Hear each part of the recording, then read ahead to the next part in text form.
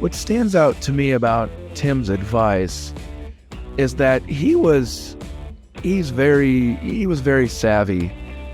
He understood institutional dynamics, even sometimes political dynamics, and he was not naive. There's a difference between being naive and being wise and gentle. And sometimes they can seem to conflate, but he was wise while also being gentle. He was politically aware without being any kind of bully. Unapologetic from Premier Unbelievable. On Friday the 19th of May, the evangelist, apologist and author Tim Keller died following a decline in his health after being diagnosed with pancreatic cancer in 2020. Christians around the world took to social media to express their gratitude for Tim and the impact of his work on their faith and ministries. I'm joined today by Collin Hansen, Editor-in-Chief of the Gospel Coalition and Executive Director of the Keller Centre for Cultural Apologetics. Collin recently wrote a brilliant book entitled Timothy Keller, His Spiritual and Intellectual Formation. Now, Collin, tributes have rightly been streaming in for Tim Keller, but as someone who knew him personally, what is your response to Tim's death? Oh, it's hard. I think that the part that just sticks with me is the finality of it, the emails I won't receive, the answers he won't be able to give, the text messages that I won't have, and the long phone conversations about ministry and everything else. It just feels like we've lost, the roof on our house, and we're exposed in some ways. It's what it feels like, and so more than anything else, I just missed that friendship, missed that advice, missed that godly presence, and our loss is his gain. Now seeing Jesus face to face. And when did you first meet Tim Keller? Met him in 2007. I was working for Christianity Today magazine at the time, and the Gospel Coalition was just having their first national event. And I heard an amazing message. It was just called Gospel-Centered Ministry. You can find it pretty easily online.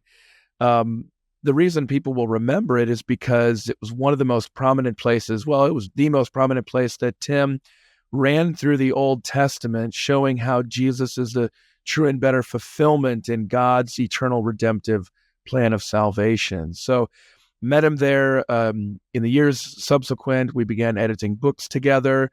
I began working with him at the Gospel Coalition and partnered with him on a number of other major projects, such as the New City Catechism, and ultimately in this book that really came out of his pancreatic cancer diagnosis, as we realized that the time was short.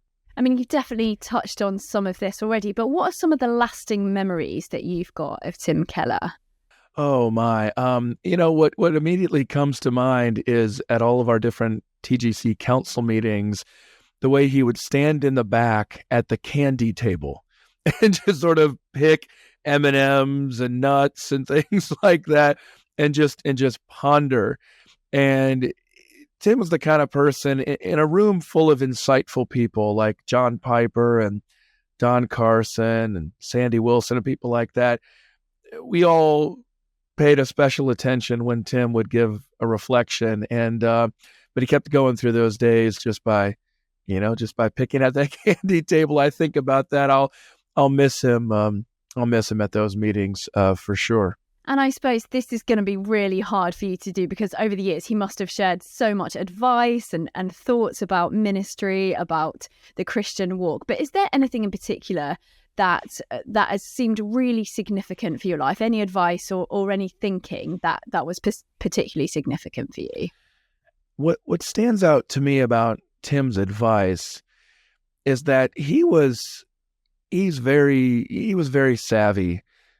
He understood institutional dynamics, even sometimes political dynamics, and he was not naive. There's a difference between being naive and being wise and gentle. And sometimes they can seem to conflate, but he was wise while also being gentle. He was politically aware without being any kind of bully, without manipulating other people, without speaking cross words to other people. And that's what sticks out to me, that you can be aware of what's happening around you, but not succumb to the worst temptations, not be subsumed by your circumstances. You'll hear some people today talk about being a non-anxious presence.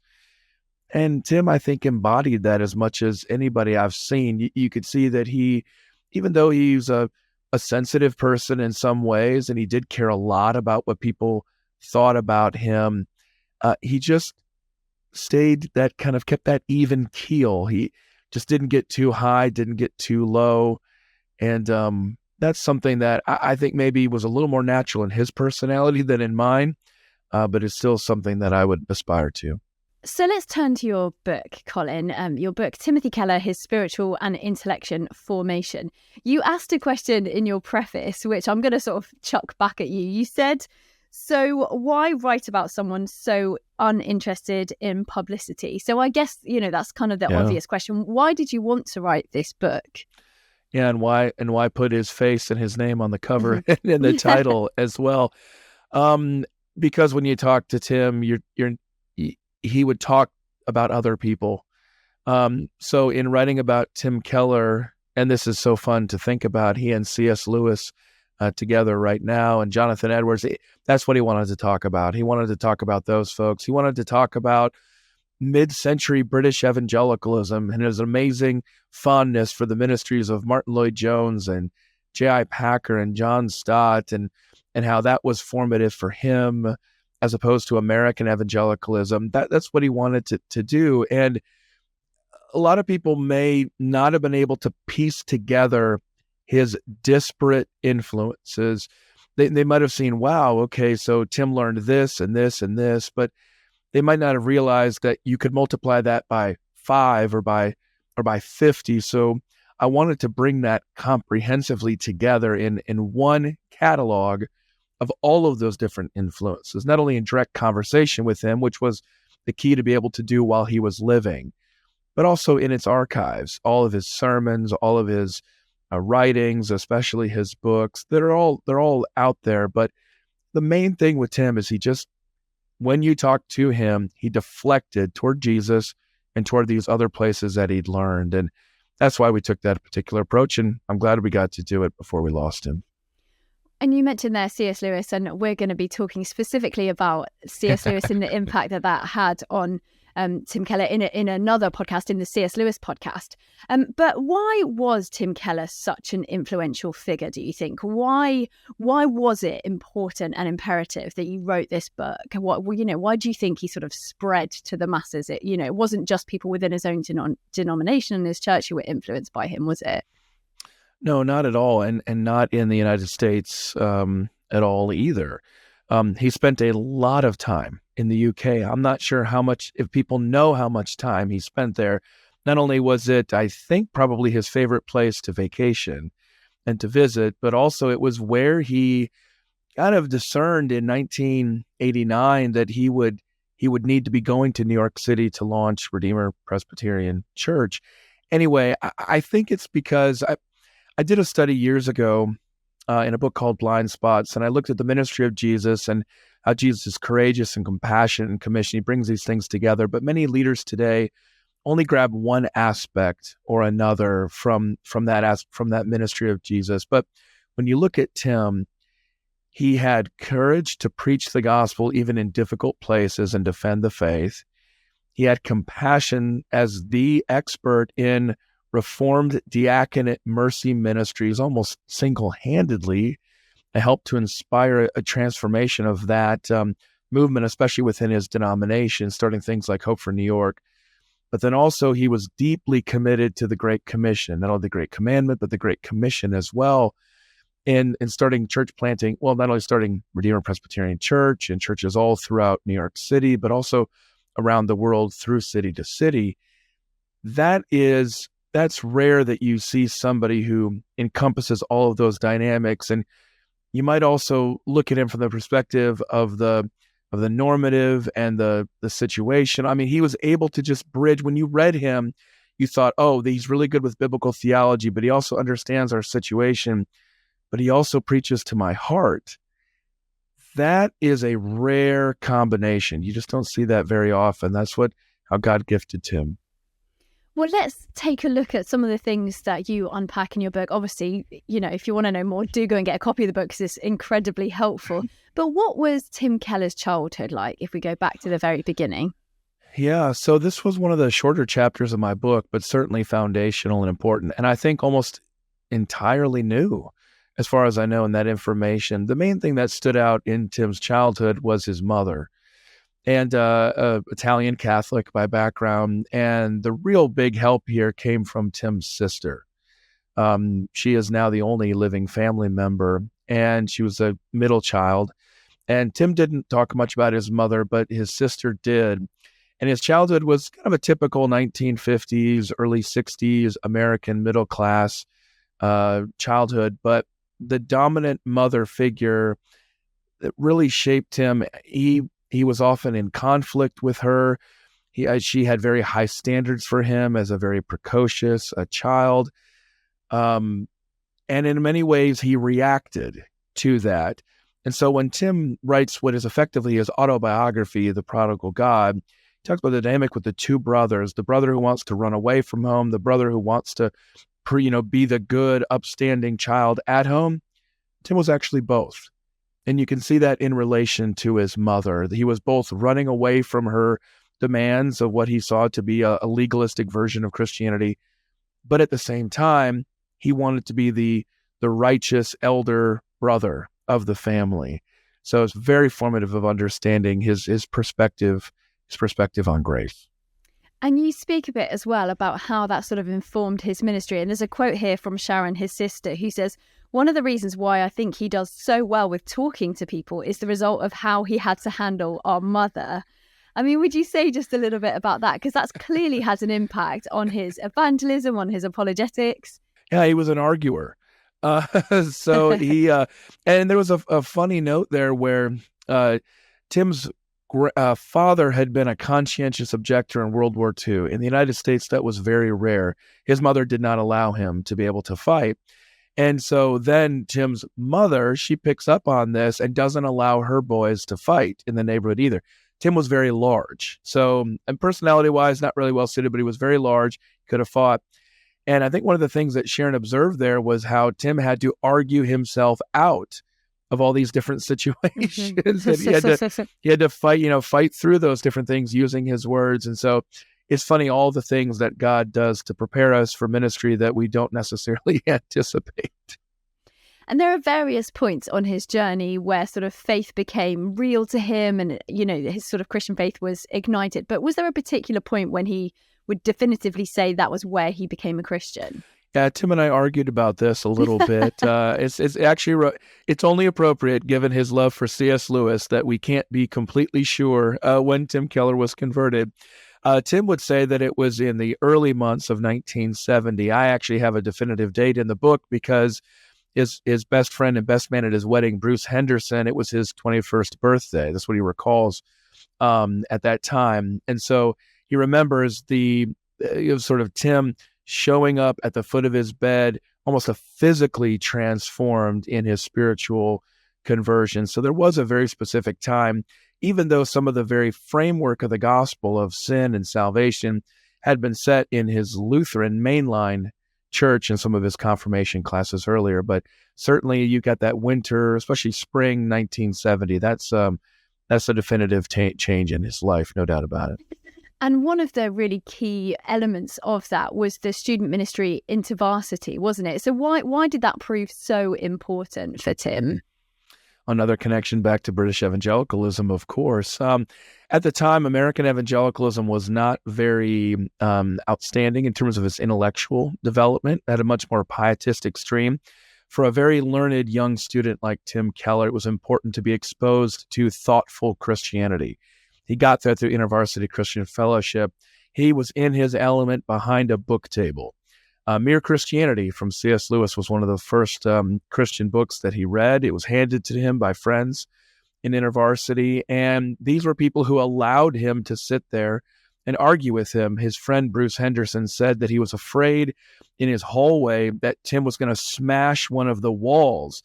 They had these big arms and, just sort of would argue with things and be very demonstrative. And InterVarsity was a community where he could be safely included and ask his questions without being pressured to have to convert immediately on the spot. And so there were a lot of things that Tim had to work through in his life and in his thought at the time. And InterVarsity gave him the space to do that and ultimately introduced him to Jesus. That's also where he met Ed Clowney, first president of Westminster Seminary, and really the one true personal mentor in Tim's life.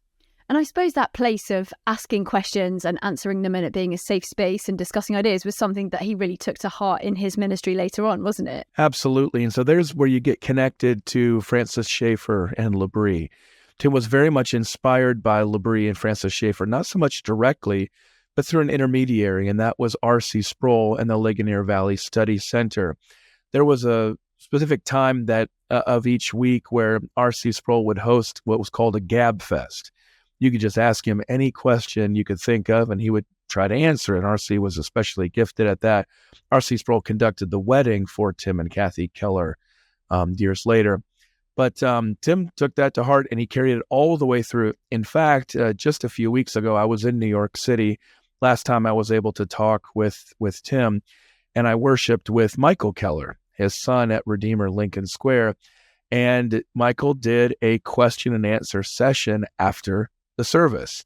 Well, that was something that Tim had done initially at Redeemer and had done on Sunday nights, going all the way back to his first pastorate in Hopewell, Virginia, where Michael was born. So, yeah, that whole, this is a place where doubters are welcome to answer their questions.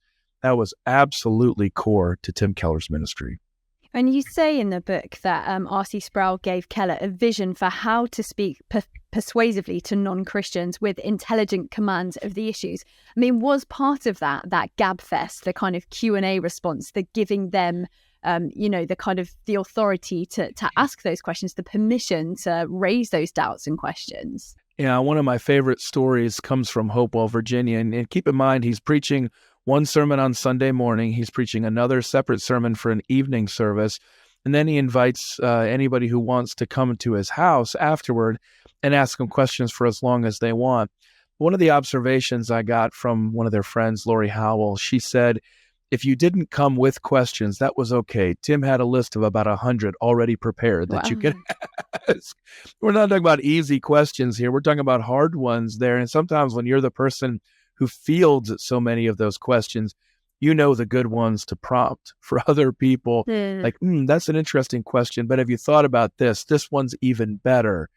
And so, yeah, that was just part of Tim's makeup. When he gets to New York, he kind of flips the tables a little bit. And instead of, him answering all the questions, he asks the questions. He talks to New Yorkers and says, hey, what are you thinking? What are your questions? And then he would go back and study them. So that was really formative in that ministry transition to New York. When and why did Tim Keller start engaging in evangelism? I suppose he came to faith through InterVarsity. Was it through InterVarsity that he started doing evangelism, or were there other outlets for that? Yeah, I had an interesting question some time ago. Somebody asked me why I didn't talk about his call to ministry. And it occurred to me that I never thought about a time when Tim was not engaged in ministry after he became a Christian in 1970s. So, yeah, I think evangelism was simply what he thought every Christian should be doing because it's what these Christians had done for him. And so almost immediately after he becomes a Christian, it's the height of the Vietnam protest movement in the United States. And Tim's out there with this claim about the resurrection of Jesus Christ being intellectually credible, but also existentially satisfying. He's out there engaging. He's at the InterVarsity book table. He's answering questions. It just seemed to be the natural outgrowth of the fact that he had so many questions himself before he became a Christian and was helped in those. He turned right around and he started doing direct evangelism. In fact, before his junior year, of college, he and a friend of his wrote every single incoming college student to invite them to come to InterVarsity, and then followed up with anybody who showed any interest there. So he was very much thinking about discipleship and evangelism from the very beginning. And at the time was the Jesus movement. It was a pretty spectacular revival, especially around the United States. And he was very much a product of that and also a perpetuator of it. Well, one of the people, you've spoken quite a lot about his love for England and English things, and he obviously did a fair bit of mission and things like that in England. And one of the British writers who really influenced Tim Keller was John Stott. Would you say a little bit about how he came into contact with John Stott and what it was in particular that he found sort of really impacted his writing work? That is a good question. I don't think I have the answer to how they came into contact. What I found with Tim about John Stott was kind of a mutual relationship. Here's what I mean. When the question came up for John Stott's legacy ministry for Lang & Partners, when they were looking for somebody to memorialize John Stott in the United States, they naturally thought of Tim Keller.